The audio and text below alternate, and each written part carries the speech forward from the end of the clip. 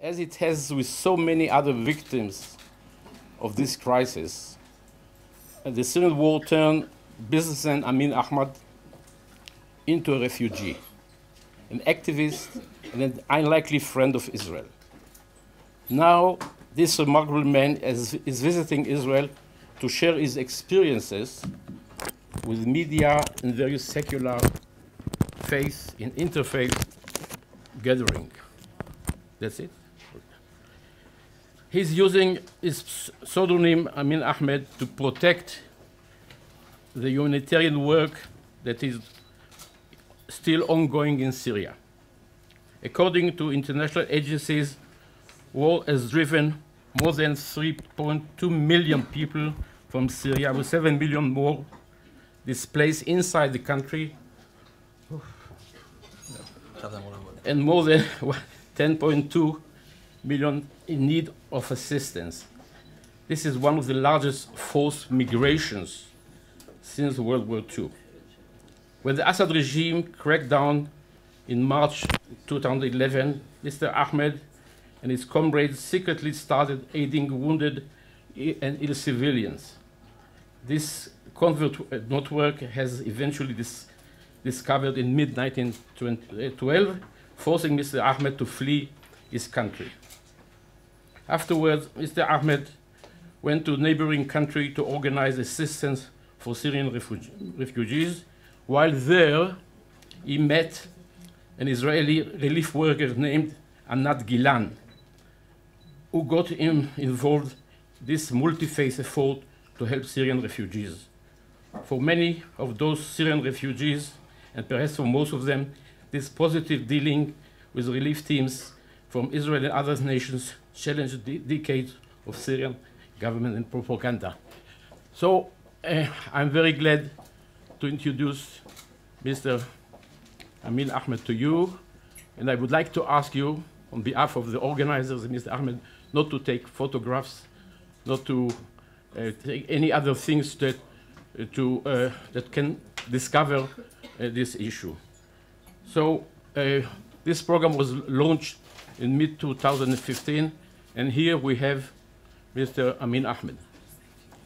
And this is Anama Speter also wants to add something. And after this session, we are going to have another panel on migration in this area. Okay.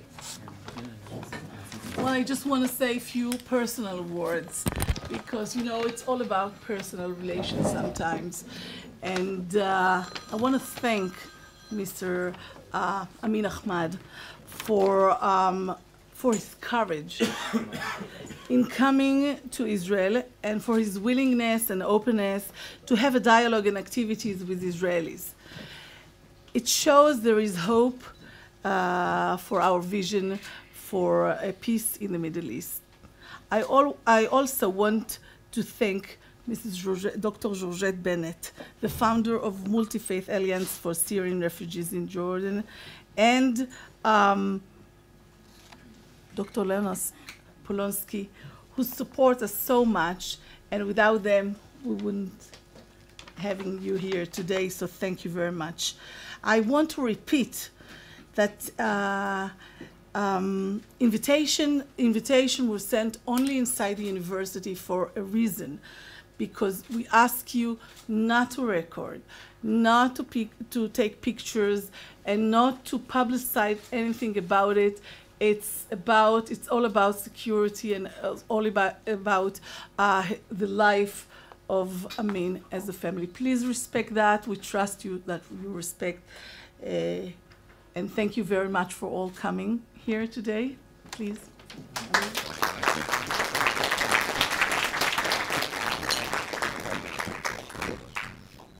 So try to fix the microphone first to make sure it's good. So everyone can hear me in the back? Great, thank you. Good afternoon. My name is Amin Ahmed, and I'm from Syria. I just want to say, wow, you know, it's amazing being here. Truman Institute, thank you, Nama. Thank you, Moshe, for the lovely introduction. And thank you for being here and wanting to listen to what I have to say. I was never involved in politics or anything. I was just a normal Syrian living my life in Syria.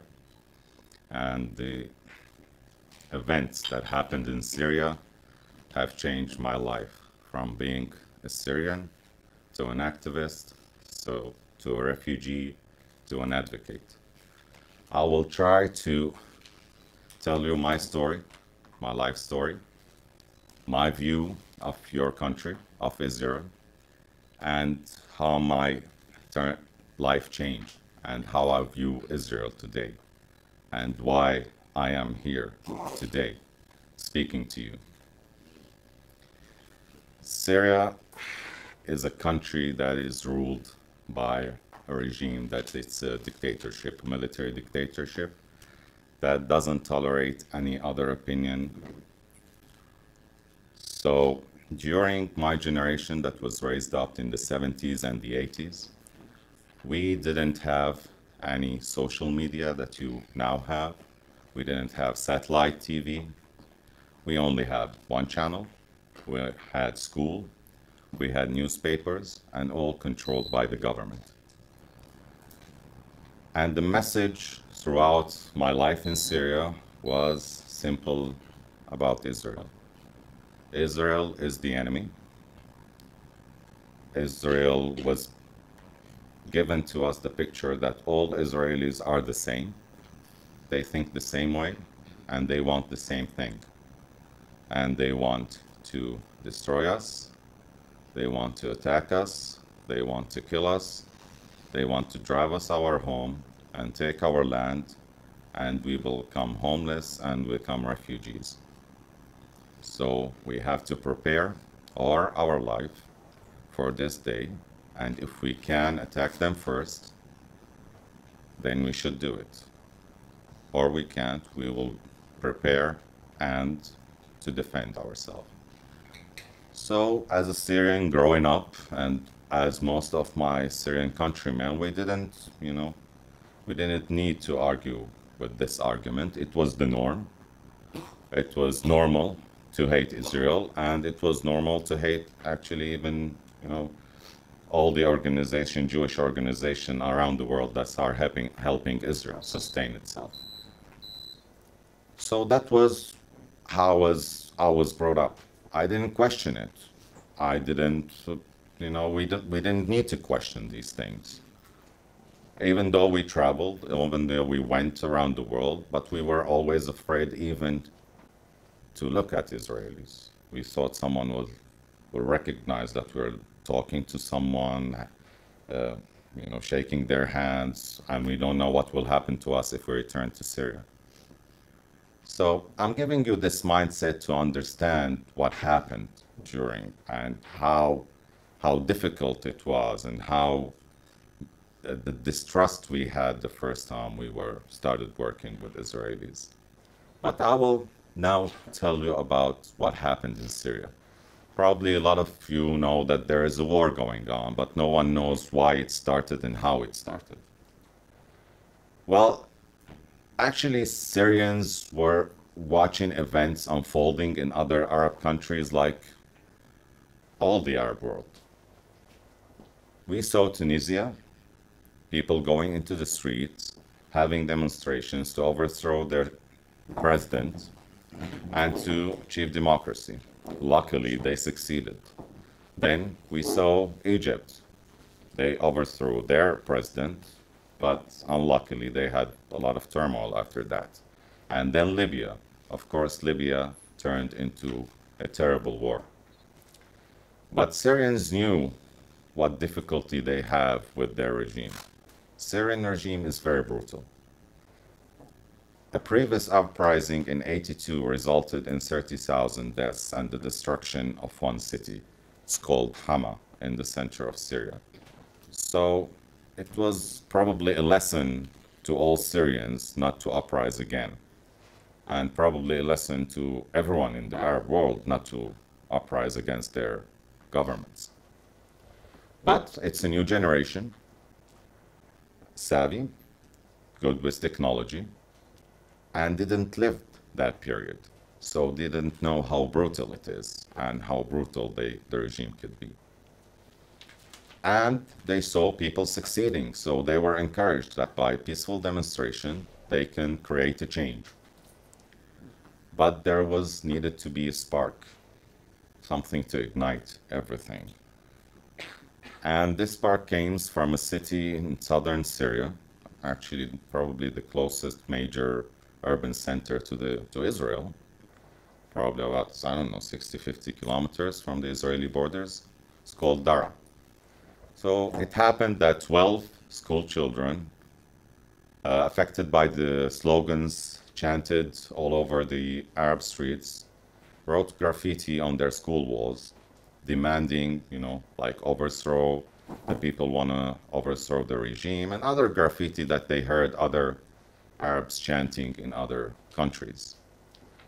The security forces went to the school, demanded that they know who the kids are. The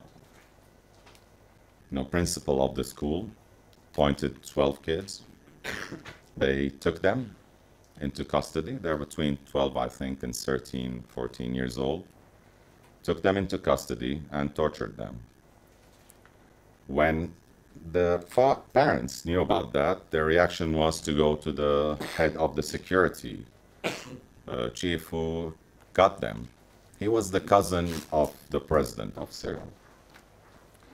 So his reaction was, and his response to their plea was blunt. He said, forget about your children, go back home, sleep with your wives, make new children. If you can't do it, I'll send my men, they'll sleep with your wives, and they'll make new children. And that's what it. So the word came out. The area is mostly tribal and mostly family connections, and these kids was of prominent families.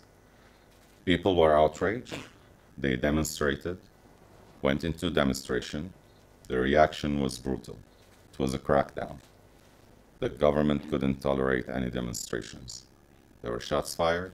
There were people killed. People in neighboring towns heard about it, starting pouring into this city, and it started growing and growing. And the reaction continued to be the same. Shots, blood, people in other areas. Now we have internet, we have YouTube, we have mobile phones that can take videos. News was spreading, and other towns and cities in Syria was going in solidarity with this town. And the reaction was still the same. Crackdown, bullets, and killings. Until then, people in Syria knew that the regime wouldn't tolerate the overthrow or slogan to overthrow it. So people were very careful. They wanted reforms. They were asking for reforms. But since brutality became stronger and stronger, people started also to ask for more, until it was, we want to overthrow the regime. At this time, I was running a hospital in Syria, and we were watching the event unfolding. We didn't know, is it really a revolution like they say? Is it just, frustrations from a community leader, some community people, and it will just go away? But it continued, and it continued to grow. And I think it was April that the president of Syria, Bashar al-Assad, said he was going to give a speech to the parliament in Syria. We were all waiting for this speech. We all thought that, the hype was enormous. They told us that he's going to declare reforms. He's going to say he's going to change his way. He's going to apologize for what the security forces did for the people who got killed. And we waited, and we stayed in our offices and our, houses and listened to the speech. And it was a shock. Our president came out laughing. He was laughing. We were seeing our people dying every day, and children have been brutally tortured, And he was telling us what happened. We know what happened. We know who did it, but we wanted no change. We wanted results. We wanted resolutions. We wanted ideas how to resolve this. But he didn't. And his last phrase was, if they ask for war, we'll give them war. And that was it. And from that moment, me personally, I knew Syria was going to war. It's going to be, it's going to be brutal and it's going to be very bloody. And this is exactly what happened.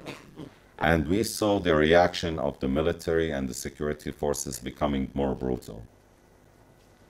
So, communities were being surrounded, deprived of medical care. Any demonstrator who would get shot can't go to get treatment in hospitals. Because if you come to a hospital, we have to inform the security forces and the police, and they will just come and pick him up and throw him into prison if he survived prison and the torture. Most of them didn't. So people couldn't go to hospitals. And we needed to find a solution. Our job was to treat people, regardless who they are, but we couldn't. We were obliged to tell the authorities, and the authorities is just killing these people. And let me give you an example how the Syrian regime operates, so you will know what type of brutality it is. There was an employee I had, he just disappeared. And after 2 days, we understood that he's been detained detained on a roadblock. So we managed, connections, kickbacks. That's the way it works in Syria. I don't know in Israel, but probably a lot of places in the Middle East. So we managed to take him out of prison because he didn't do nothing. He didn't even participate. After that, I met him. I said, what happened? Why were you detained? He said, I had the same name as an activist who went into demonstrations. I said, what did they do to you? He said, they just saw my name, they beat me on the way to the station. Then they got me in, didn't ask me anything, put me in a dungeon underneath ground, took my clothes off. I was naked. They put me in a frozen cold water. Then they took me out, they hanged me and started putting electricity into me. It continued for 2 days with beating and putting him in this distress situation and electricity. And then they figured out that it wasn't him. It was another guy. It's just a mistake when we called. And so they said, oh, sorry, why didn't you tell us it wasn't you? Said, I didn't know that you made a mistake. You didn't ask me even my name. Oh, okay, so sorry, go out. That was it. So I said, okay, do you know the person? He said, yeah, he's from my neighborhood. I said, what happened to him? He said, well, they came to his house. They didn't find him. He fled. So they took his father and mothers and brothers and sister into custody, burnt his house, burnt his father's shop, and got him in danger until he's back. That was what people were facing. Normal people going into demonstration in Syria. That was the reality. And, people ask me, why did you become an activist? Well, I think that, Syria is going into a very tough time. And at that moment, I really thought about my kids growing up and seeing it someday, telling me what happens in Syria and asking me, what were you doing? Were you staying? Were you doing nothing? What did you do? I thought, I couldn't stay. I didn't do nothing. I was obligated to help my countrymen survive at least their wounds. So we went into action, organized cells, small cells. Not everyone knew each other. Cells separated, only one man connecting these cells, like a resistance movement underground probably. And all our mission was to provide medical aid. We started equipping, places in apartments with equipment that will help people get treatment. We used to send equipments to other areas in Syria using our cover as medical facilities and people who are in the medical field to send this aid to people around the country. It worked good for a year something, and then our people started getting caught. Some have disappeared, some we don't know nothing about until now. Some were tortured almost, friend of mine was tortured so much that he lost, I don't know, he came out like, 55, he was like 85 kilos, he lost like 30 kilograms. His foot we were going to amputate it because it was all in a very bad shape because of the torture. And that was the shape of a lot of people who got caught. So it was very dangerous.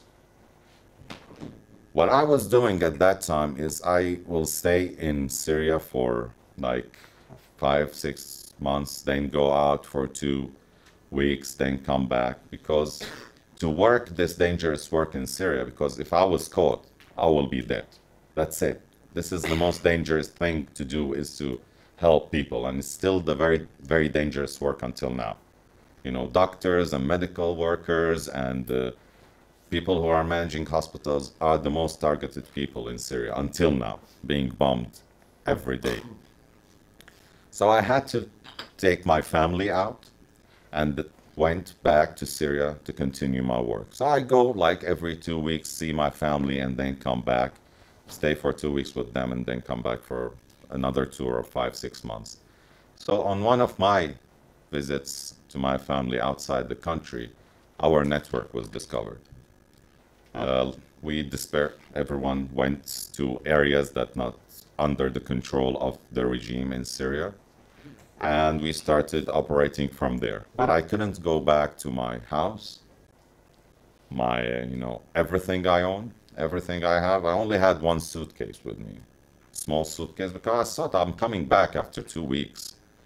Well, actually, I couldn't, and it's been 2 years now, and I don't know when I will be going back to my apartment or my house or my neighborhood or my city. So I now turned from an activist to a refugee. I'm actually a refugee. But at the same time, I didn't want to stop what I was doing. I wanted to continue to do my work of helping my people. So we continued going into Syria, providing aid, assistance to wherever we could do it. And during this time, that a friend of mine, a fellow Syrian, approached me and said, I want to introduce you to, two people, a lady and a man. They want to offer help to Syrians. I said, great, we need all the help we can get, and here just to give you a glimpse of the numbers, since we prepared this statement, 2 months ago now, it was 3.2 million. Today, it's exceeded 3.8 million. And that's registered refugees, registered. You can add about 2 million who are unregistered and are out there. And more than half of the population of Syria is displaced. Syria has a 23 million population. Between 13 to 14 million people are displaced. I imagine Israel is 8 million now, so probably about double. The whole population of Israel is displaced. People can't get assistance, especially inside Syria, because the UN recognizes only the government of Syria. So it delivers aid to the government of Syria, who's driving these people out of their homes. So the government takes the aid and it's provided it to its forces, or sell it to provide with weapons to drive people out of their homes. So there was no one. People are left out in the open, no food, no clothes, no medical assistant, no nothing. And of course, very important to us, no education for a lot of kids. So I said, I'll accept any aid. He said, any aid? I said, yes. I said, well, there's a catch to it. These guys are from Israel. And it was really a shock. I was like, I couldn't believe him. Am I hearing right? And he said, yes, they're from Israel. And I said, why? Do they want to help us? I thought Israelis are very cruel. I thought they're sitting on the top of the Golan, watching Syria burns, probably clapping or, happy and seeing all these tens of thousands. Oh, the less of them, the better. This is what we thought of Israel. We thought Israel as one. I think probably some Israelis think this way. But we thought that all Israelis thought this way.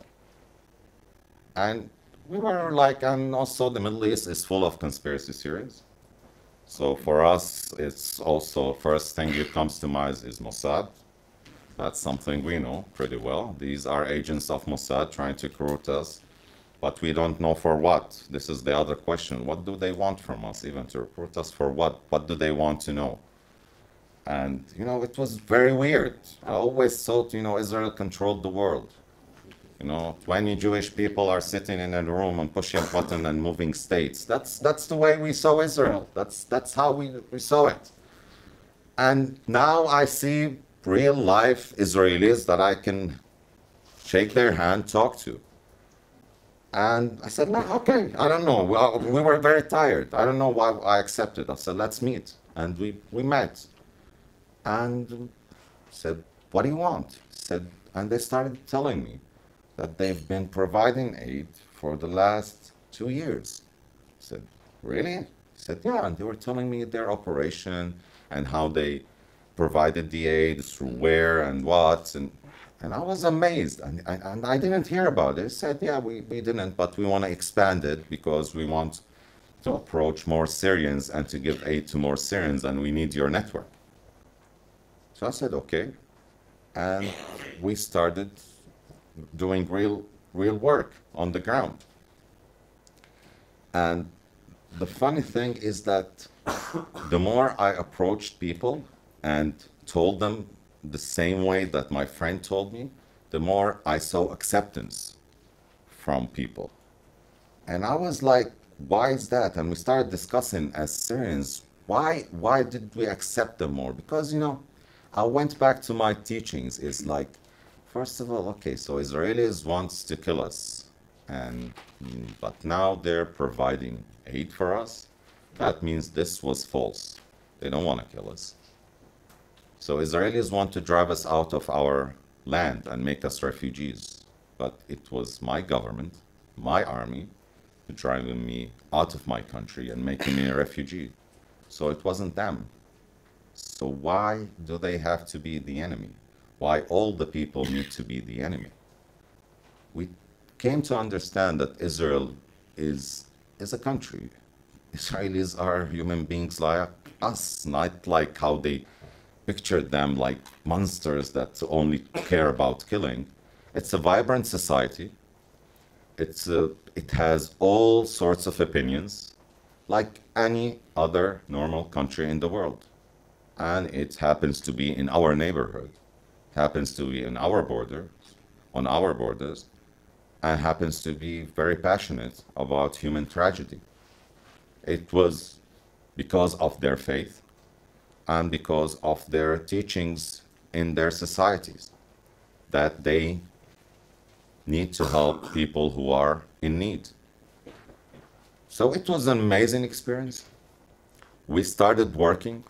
Our network started growing more and more. And actually, this is the reason why I don't use my name. I don't use pictures or anyone to take pictures, because we've been working for 2 years now. And this conflict is not an earthquake that you go to, you make the rescue efforts, you take pictures, and you go back, I did this and that. we are still working until now. Until now, Israelis and Syrians are working hand in hand to provide assistance, all kind of assistance. And as I know from my colleagues, I was astonished to see the reactions when they did from the youth movement in Israel. They were showing me pictures. We did this operation in Israel, I think it was 2 winters ago, to help Syrians because of the winter. And it was young Israelis gathering stuff and sending it to Syria. Other things is we brought Syrians here with their kids who needed operation, and especially heart operations, because Israel is very advanced in this.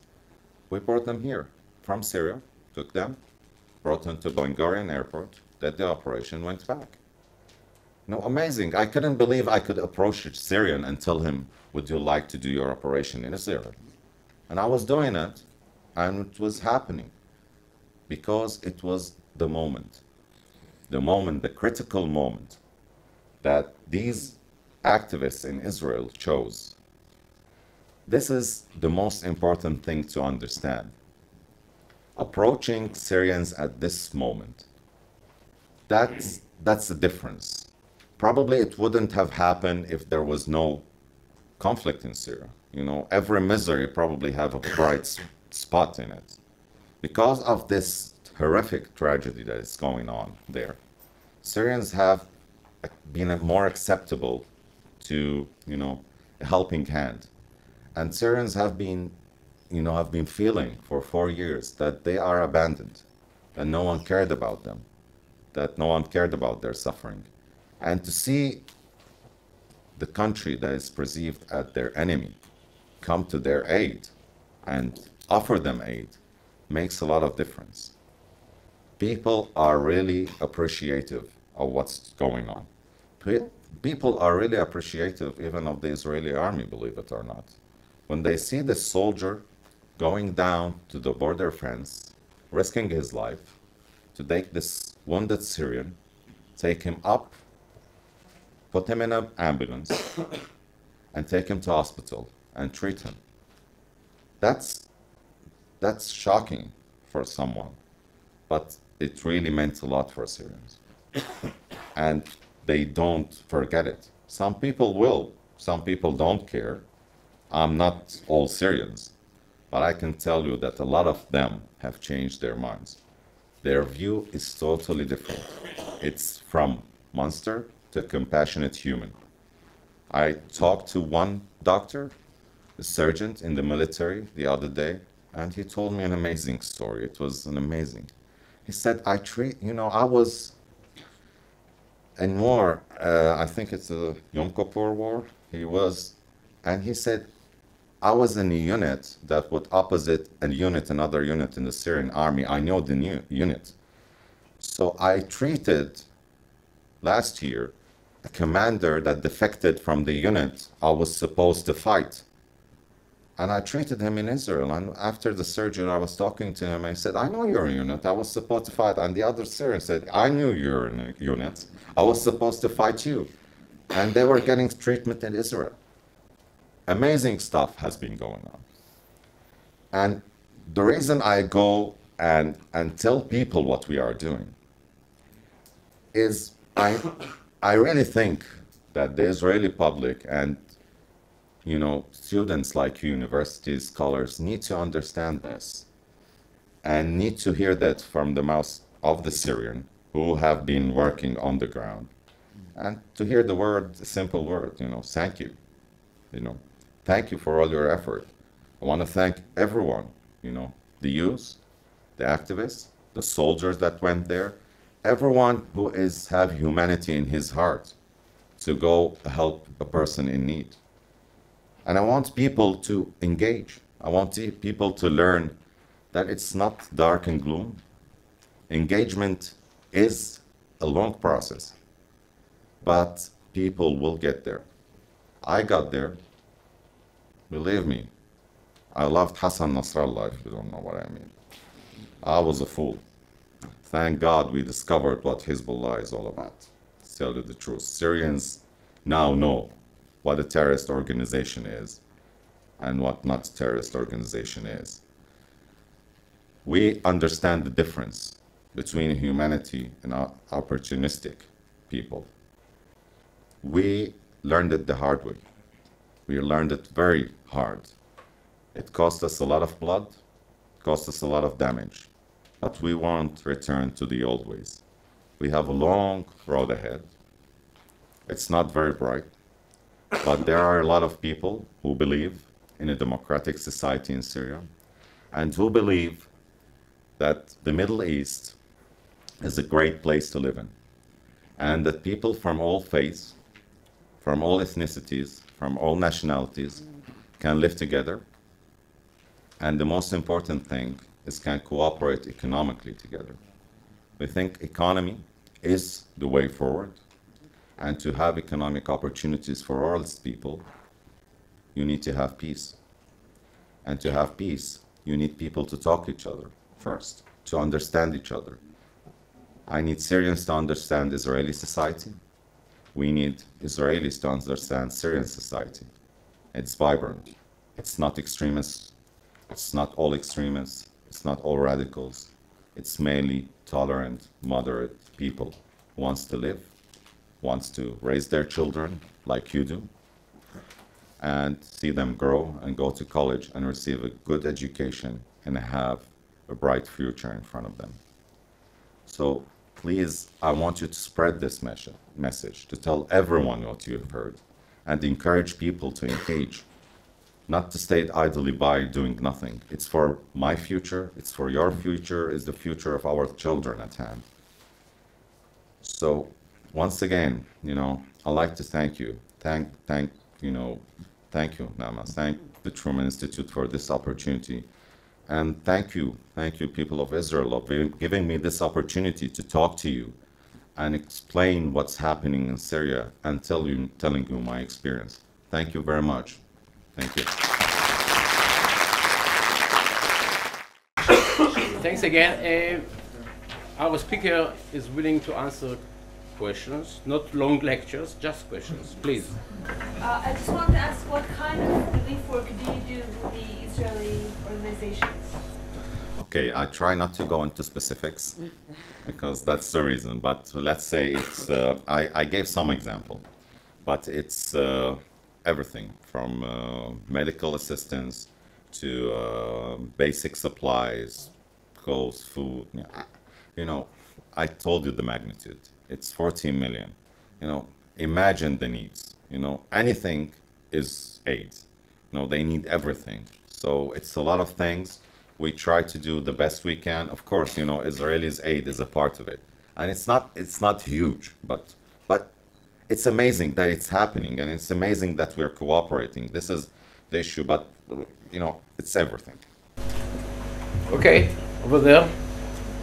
Yeah, you. I just want to ask you, Mr. Amin Ahmed, if you are aware that Israel is responsible of displacing hundreds of thousands of Palestinians and making them refugees. Excuse me, this university was built on a Palestinian land occupied in 1967, and this conference is about forced migration. And Israel is the country that... Excuse me, let her speak. Yarmouk refugee camp, a camp that is being besieged by the regime. People who live there and they are slaughtered by the regime. They were displaced by Israel. Are you aware of this, Mr. Ahmed? Are you aware that during the war on Gaza, which killed 2,000... We got the message. There were Syrian people in Darha protesting and chanting. We got the message, lady. We understand. We got the message. Okay. You want to say that you represent Syria? You want to answer? Hopefully in a democratic Syria, and we want a democratic Syria. Is there any question over there? You are accountable for treason. For treason. We got the message. Thank you. הוא רוצה לענות, זה לא מונולוג. שוכרן ג'זילה. I hear you. You want me to answer you or not? Well, let me speak, please. Thank you. Thank you. Yes, I'm aware of all of that.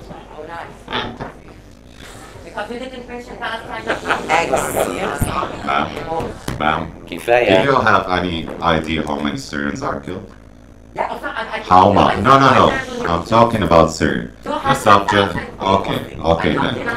Okay, and I'm not denying the Palestinians. No, ma'am. No, ma'am. Please. Yeah, the floor is not used. Okay, ma'am. Enough. We're getting into a dialogue here. I'm trying to answer you. Please, lady. Please. But we're not giving me the opportunity, ma'am. Can you listen I'm to trying to answer you. Yes. We are talking about the tragedy of the Syrian people. If there is a panel about the Palestinian issue, I will gladly participate. But this is not the issue at the moment. I understand, but if you want me to talk, we can talk about a lot of tragedies in the world that happen. But are you concentrating only about the Palestinian issue and forgetting the Syrian tragedy? Well, I can say the same thing back to you. Where are you about 230,000 Syrian killed? Where are you about 13 million Syrians? No, ma'am. Please. Somebody else, please. Most of what we hear in the news lately regarding Syria is mainly regarding global jihad organizations. Yes. Mainly Jabhat al-Nusra and Daesh creating bases in Syria, both in the eastern part of Syria in Raqqa and the border with Iraq, and the southern part of Syria in Daraa district, mostly occupied by Jabhat al-Nusra.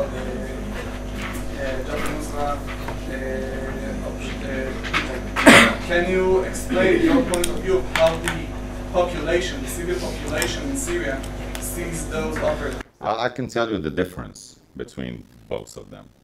Al-Nusra, well, at the beginning of the Syrian revolution, there was no Jabhat al-Nusra or ISIS or Daesh, as they call it in Syria. They weren't there. The reasons they appeared is because the lack of reactions from the international community. There was no reactions, so people, when they are desperate, they are more acceptable to any aid from anyone who will help them get rid of the people of the regime. So Jabhat al-Nusra grew up. The difference between al-Nusra and Daesh is al-Nusra mainly are homegrown elements, people, Syrians. But I don't know, it's strange, but get branded by Al-Qaeda will get you financing and weapons. Being a moderate will get you nothing. You know, being more extreme will get you more weapons in the case of Daesh. And somehow you can overrun a city of 2 million in Iraq and get American Humvees and American weapons. While if you're a moderate in Syria, you will not be supplies of any weapons because probably the Americans will fear falling into the wrong hand. But it did fall into the wrong hand. So the inaction about the tragedy and what was going on was the reason that we have these elements. But al-Nusra are mainly locals. They're affiliated with that, I don't think because of, some of them probably believe in Al-Qaeda doctrine, but most of them is out of convenience to get supplies and finances from special people that finance such groups. Daesh is totally a different matter. It was grown in Iraq and was established in Iraq because of the sectarian violence that was happening in Iraq. Thank you. Yeah. Yes. If you could tell us, first of all, I want to thank you for your very open and heartwarming presentation. How does Ayatollah Iran fit into the Syrian equation?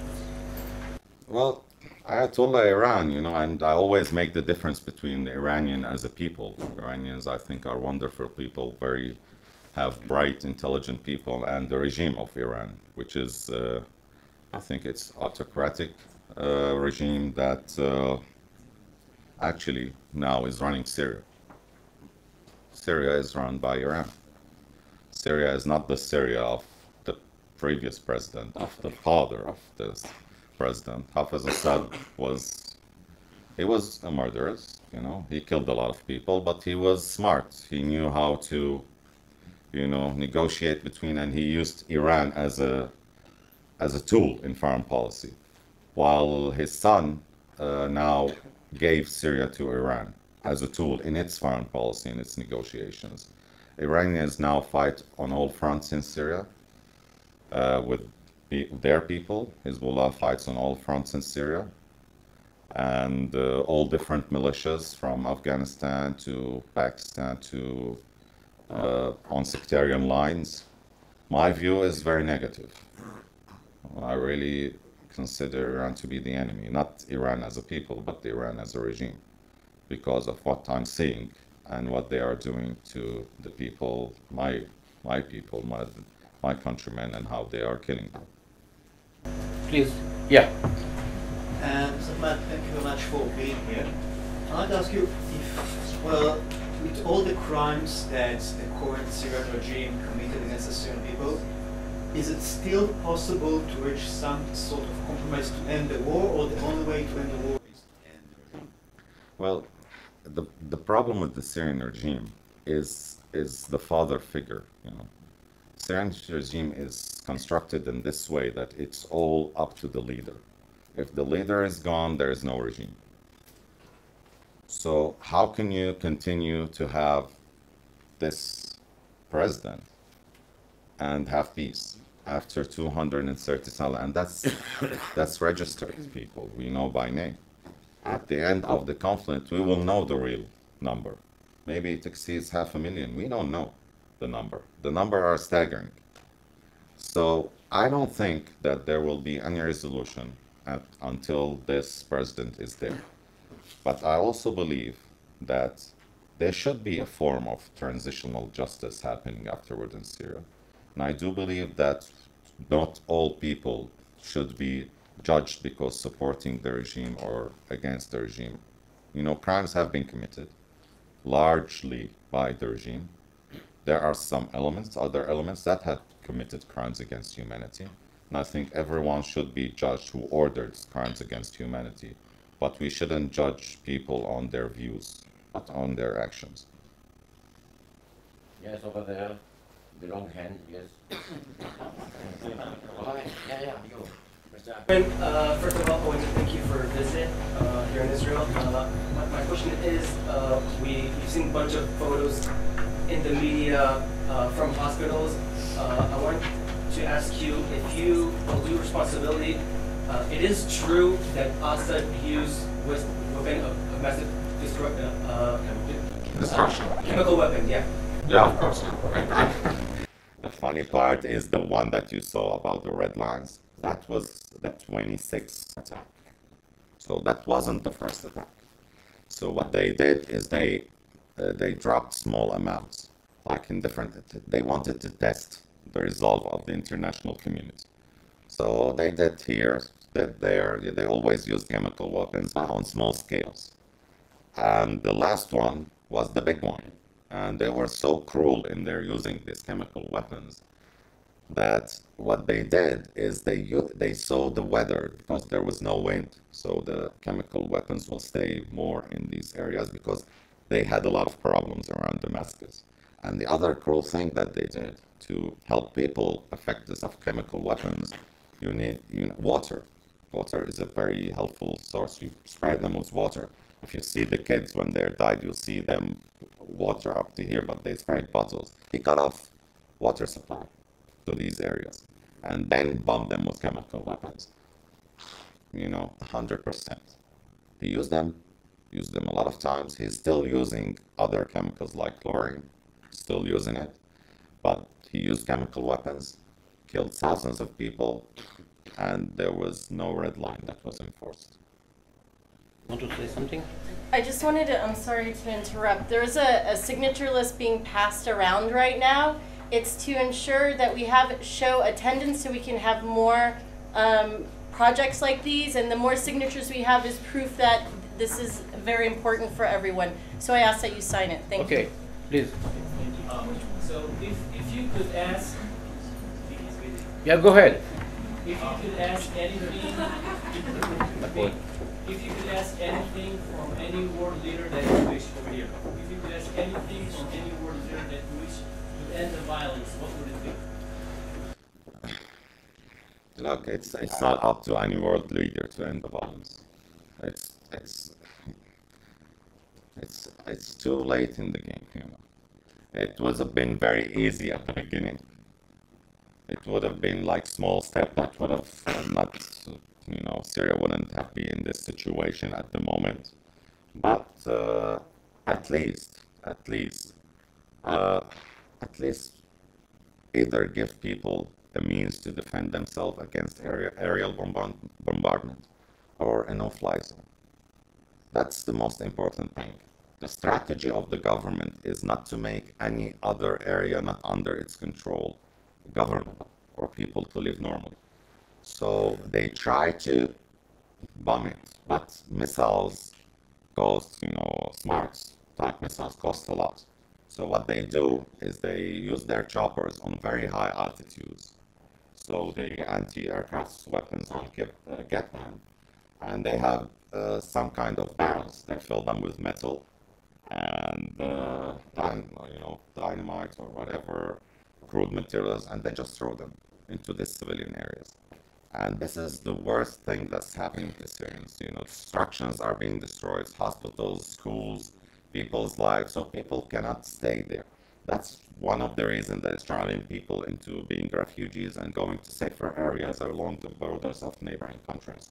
So if there is one thing, I don't think it's going to end. I think it's going to help and save a lot of lives, is have a no-fly zone or give the means to people to make a no-fly zone above their heads. Yes, over there. I wanted to ask, seeing the rise of radical Islam and various militias all over the Middle East, not just in Syria, and the role Iran is playing in this conflict, do you think that after this conflict will be over, there will still be a Syrian people? Yeah, there will still be a Syrian, there will still be there's a lot of us, we're not we'll still be there. It's but I can understand what you mean as a functioning state. It's going to be very hard to have a functioning state. It's going to be very hard to have a coherent government, in my belief. But you have the talent, you have the people. It's very hard to get a country to rise up after destruction. But the most important thing is the human factor, and I believe that people can rebuild countries. When you have educated people, when you have, that's an example here in Israel. People can build countries. So we have the potential, we have the people to rebuild our country. We need security, we need, order and rebuilding. But I don't think Syria will fall apart into small states. I think there is no appetite for anyone to do that. So I think Syria will stick together. It's going to take a long time to do it, but it's going to happen. Yeah, please. I wanted to ask about the Kurdish people. Are the Syrian... Kurdish, you said? Yeah. Okay. Are the Syrian cooperating with the Kurdish people, or are they separated? And if they are separated, whether you think that they will someday cooperate? So Kurds are ethnicity, their nationality, let's say, not ethnicity. So Kurds are in Syria, Turkey, Iraq, Iran. The Kurds who live in Syria are considered Syrians, but they are not Arabs. So they believe they are Syrians. I believe they are Syrian. They also want to stay for their own. That's not the case in Syria. Kurds have different parties. Some of them even are participating in other parties that are not exclusively Kurdish. So it's a vibrant society. You can't think of Kurds like everyone wants the same thing. Geographically in Syria, there is no way there can be a continuous state because Kurds in Syria consists of 3 areas in northern Syria. The only way to have a state in Syria is to have a Kurdish state in Turkey and then connect it through the borders, because you have Kurdish area here, Arabic areas here, Kurdish area here, Arabic. There's no connection between the areas. So even Kurds don't want it, and they know that they don't. And the most, let's say, radical part of a party in the Kurdish community, which is connected with the PKK, which is the Kurdish Worker Party, the utmost that he wants is self-rule. That's the utmost. No one is asking for Kurdish homeland in Syria in the moment. Please. Well, yeah, in part you already answered this question by mentioning that Iran is intervening very much in Syria. But still, I'm wondering if you could explain. I was wondering if you could explain how Bashar al-Assad is holding on for so many years. Who is internally cooperating with him? How much of the Syrian public, if at all, is in favor of him? Yeah, but you have to understand it's a regime that's been on for 50 years. So it has people who've benefited from it, have people that don't want to rock the boat, let's say. Okay, he's evil, but we can live with him. What is the percentage of these people? How many? You don't know. No, how can you get, how can you ask people under his rule their opinion? You can't get an honest answer. So, but from my understanding, from communicating with people, I can say that about probably 70% of people don't want him whatsoever. I understand that. You have 30 people. I think the hardcore that really want him is about 15 to 20%, and you have 10% probably just want to live. They don't care, But that's it. I can't give you an honest answer about that because I don't know the percentage. But the fact is that he now controls, in territory-wise, about 1/3 of the country, and 2/3 is divided between Daesh, Islamic State, and other rebel groups. Yeah. Please. You touched this subject earlier, but if you could please elaborate a little bit more on the jihad extremists and more specifically Daesh. What's their place in the future of Syria? How can you live a normal life, like you say that so many people want to, with them and with the extremist goals? We can't. Simple as that. They have no place in Syrian future as an organization. You have to separate between the idea and the organization. You're always going to have extremist ideas in any society. You'll have extremists anywhere. You can't eliminate the idea, but you can eliminate the structure or make it or to become a major force in one society. Syrians in tradition are not fanatics. They're mainly, that means they're religious, but they're not fanatics. They're traditionalists, but they're not extremists. So that's a difference. And in tradition, they wouldn't tolerate this behavior. But you are in an extreme situation, in a very difficult position. And when things change, they will have no place. And I can assure you that we're seeing a lot of their grip in Syria.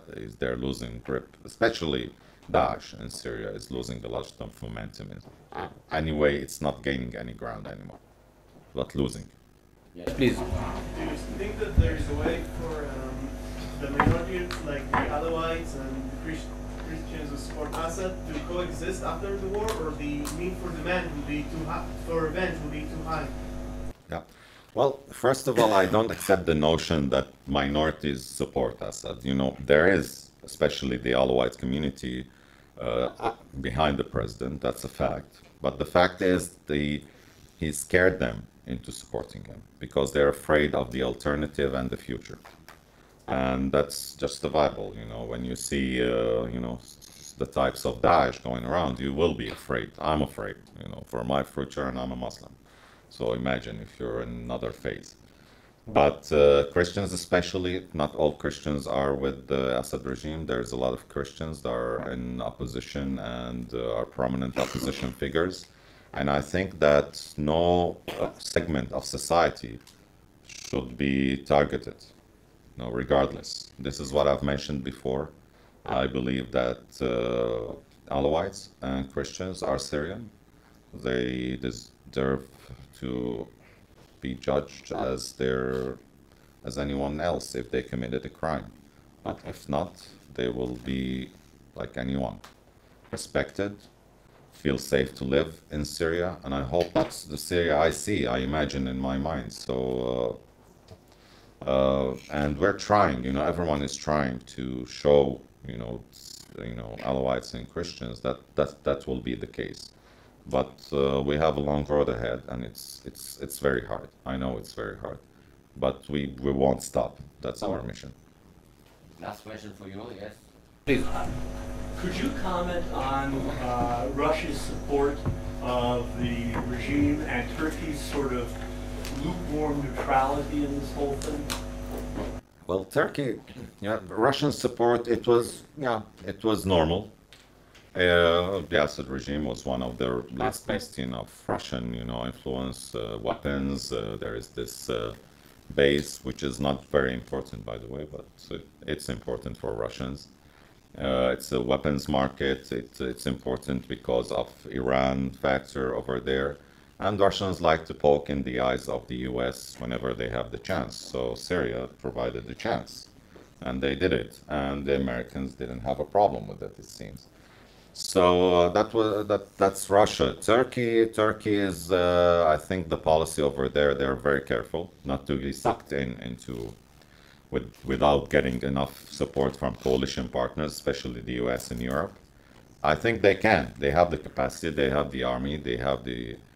But regarding refugees and facilities, and they offer for Syrian, they're doing a magnificent job. Actually, it's the best country that's offering the best aid for Syrians in the region. So it's their politics, it's their national interest, and we Syrians understood the difference between national interest. We thought that being, massacred will provoke people to come and help us. We understood that the world doesn't operate this way. It's interests, and it's very cruel. And we learned it the hard way. Now, after this discussion, we are going to have a discussion on migration here. I'd like very much to thank the speaker. Thank you.